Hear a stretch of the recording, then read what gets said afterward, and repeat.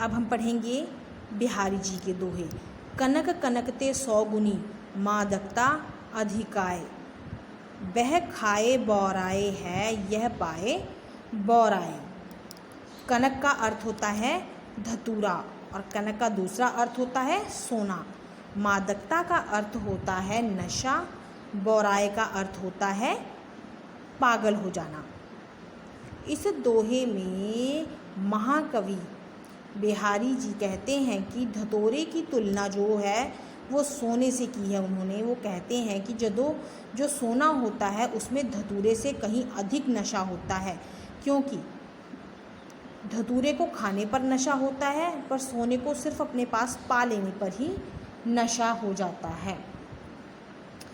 जो नशा धतूरा खाने पर होता है उससे कहीं अधिक नशा धन वैभव को प्राप्त करने पर हो जाता है। दूसरा दोहा है, इही आशा अटकियो रहे, अली गुलाब के मूल। हो इहे बहुरी बसंत ऋतु, इन डारिन पे फूल। इही का मतलब होता है इस, इही का मतलब होता है इस, अली का मतलब होता है भंवरा, मूल का अर्थ होता है जड़, होइहे का मतलब है हो जाएगी, बहुरी का मतलब होता है फिर से। तो इस दोहे का अर्थ हुआ कि भंवरा जो है इस उम्मीद में गुलाब की जड़ के पास बैठा रहता है कि फिर से बसंत ऋतु आएगी और इन डालियों पर फिर से फूल लगेंगे। भाव यह है कि यहाँ पर कबीर दास जी मनुष्य को कभी निराश ना होने की सीख दे रहे हैं। अगला दोहा है, सोहतु संग समानु सो, यही कहे सब लोग, पान पीक औठूं बने, नैनु काजर जोग। सोहतु का अर्थ होता है, जो सोहतु है उसका अर्थ होता है शोभामान होना।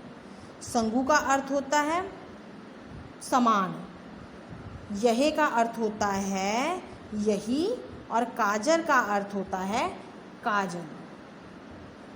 कवि कहता है कि एक जैसे स्वभाव वाले ही लोग एक साथ रह सकते हैं। जिस प्रकार